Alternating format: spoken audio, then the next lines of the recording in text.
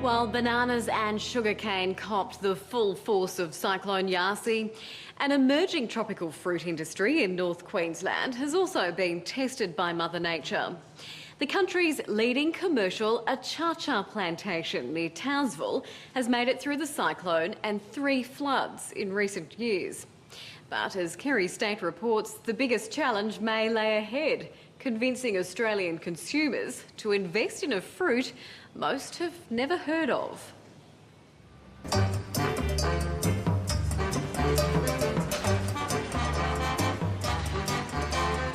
It's a typical hectic morning at the country's largest fruit and vegetable wholesale market in Western Sydney.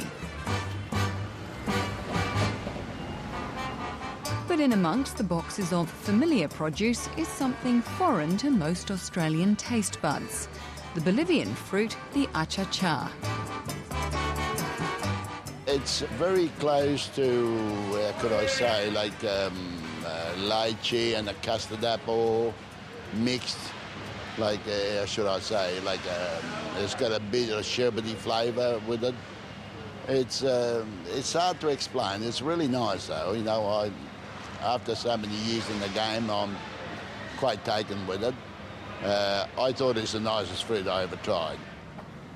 The name that's used in Bolivia is the achacha, which means honey kiss.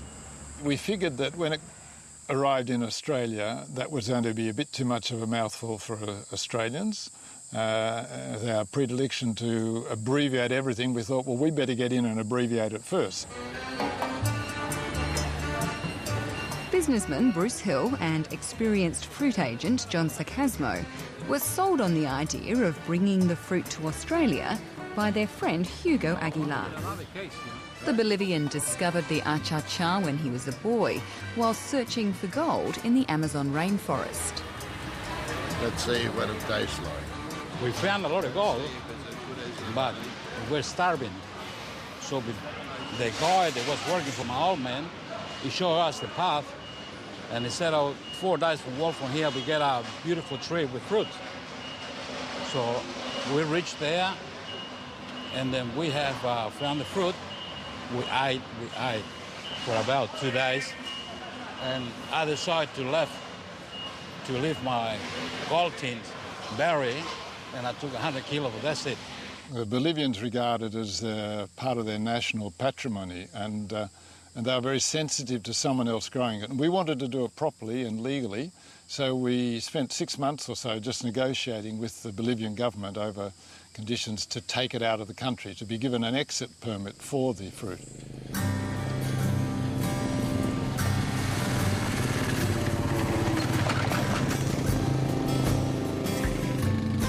The next challenge was finding someone to grow it.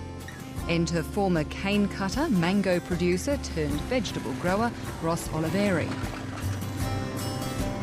My partner John Sarcasmo, who mentioned it to me, I thought he was mad. But he said, I'll fly you down to Sydney, we're bringing some fruit over for tasting. He said, you try the fruit and give me your opinion. So I ended up going to Sydney.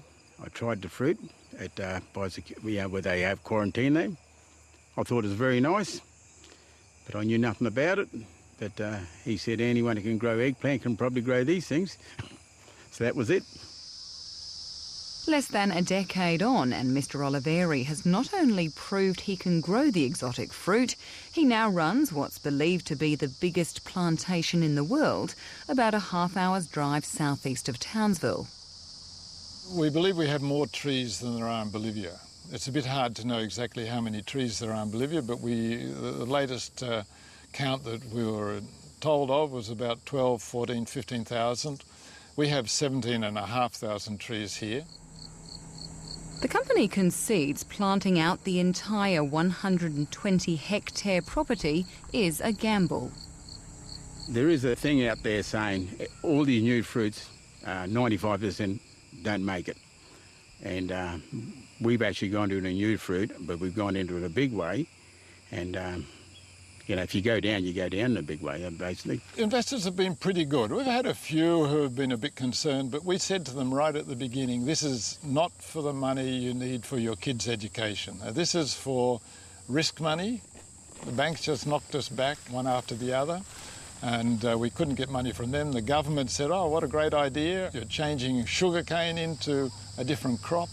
That's exactly what we want. But unfortunately, we haven't got any money for you. So we've had to go it alone.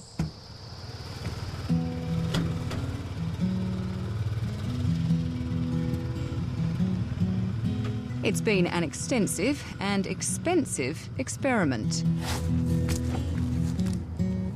The company bought an old cane plantation, regraded it and installed an automatic irrigation system. Ross Oliveri then had to work out how much sun protection these forest-dwelling trees needed. We did do a trial. We actually put shade cloth on about 600 trees.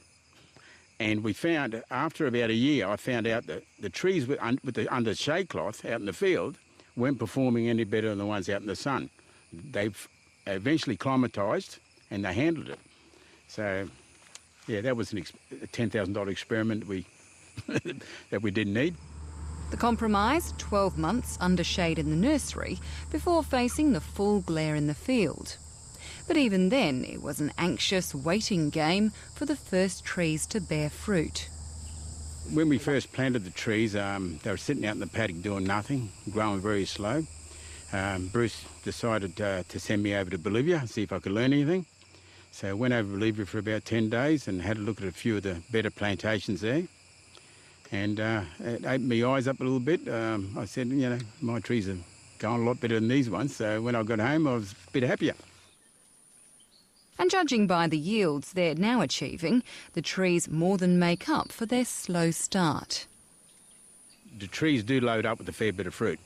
And once the trees load up with fruit, you've got to be able to feed them. You've got to feed them, otherwise you won't get the quality of the fruit. More so than other exotic fruits? Or... Yeah, a lot more than mangoes and stuff like that. I mean, yeah, they're a bit more demanding. But a tree this size actually grows a lot of fruit for, you get a tree this size with 30 or 40 kilos of fruit. I mean, you'd be flat out getting a mango tree with that. It seems flying foxes are the most serious predators, devouring up to 10% of the crop last year. But it's North Queensland's volatile wet season that has proved the biggest threat for this fledgling industry. This season's heavy rains have stained the fruit and reduced the sweetness. And then there's the wind to worry about. We've just had 3 big floods, 3 years in a row. They stood up to that all right. I don't think they'll stand up to cyclones.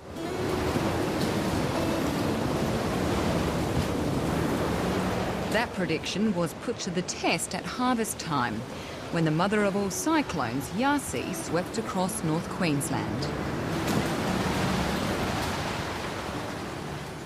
When Landline returned to the plantation this week, it was clear the Category 5 cyclone had left its mark. Though compared to banana growers further up the coast who took a direct hit, Ross Oliveri was feeling pretty lucky.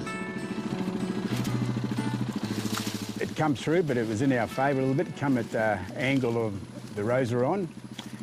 Didn't do as much damage as I thought it'd do. As it is, we only lost probably up to 500 trees out of 17,500. And even those toppled trees could make a comeback. We're going to probably prop up 500. We might only save 300 out of that, so we'll probably lose, 200 of them for sure. The fruit that hung on was soon being pulled off as pickers returned to work. Despite the losses, this year's harvest could be around 100 tonnes, still well up on 2010. And with yields expected to increase rapidly as more trees come online, it's the workforce, not the weather, that really has Ross Oliveri worried. The biggest challenge is the picking of the fruit. I mean, growing the trees was the easy part. I think the hard part's yet to come. And, organising 200 pickers and... I'm getting too old for it anyway.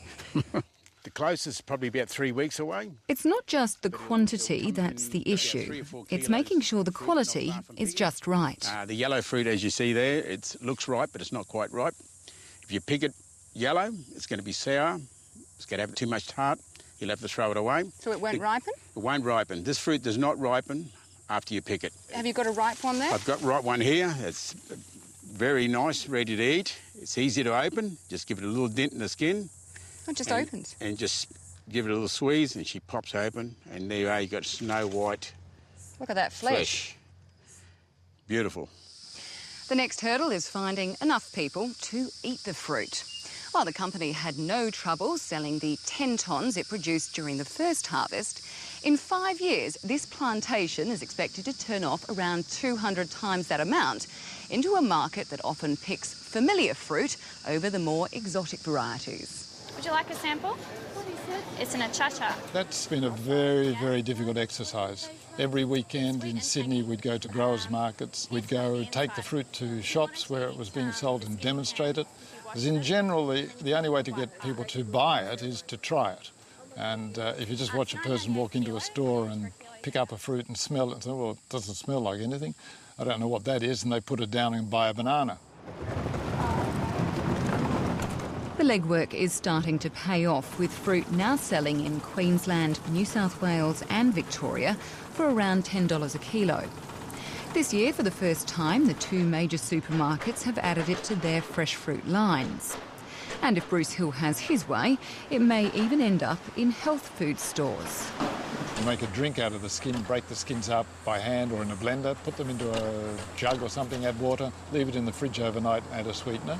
That's used as a hunger suppressant in Bolivia. The honey that you make from it is used for medicinal purposes, and in Bolivia sells for 10 times the price of normal honey. People use the skin, the inside of the skin, to rub on marks on their skin, warts and things like that. Now, we haven't got medical proof of any of this. Yeah, we grow somewhere close to 500 different species here, and if you look through here, you can actually see a fruit that comes from Borneo. One man watching the development of the achacha with interest is Alan Carl. He helped establish the tropical fruits industry in North Queensland, and his backyard is now a living gene bank of exotic plants that he collects from jungles around the world. This one looks a bit like a kiwi fruit, but I'm guessing it's not. No, it's called a keppel apple. It comes from Sumatra in Indonesia. It has the properties that once you consume this fruit for the next 24 hours, all your bodily odors and excretions will smell nice and sweet. Australia needs to embrace more tropical fruits because we have the most guaranteed rainfall, the tropics. If we're interested in food security and not relying on third world countries or other countries for our food supply, I think we need to embrace these new products. While the fruit bowl out here contains more than a mouthful, with Rolinias, Irasars and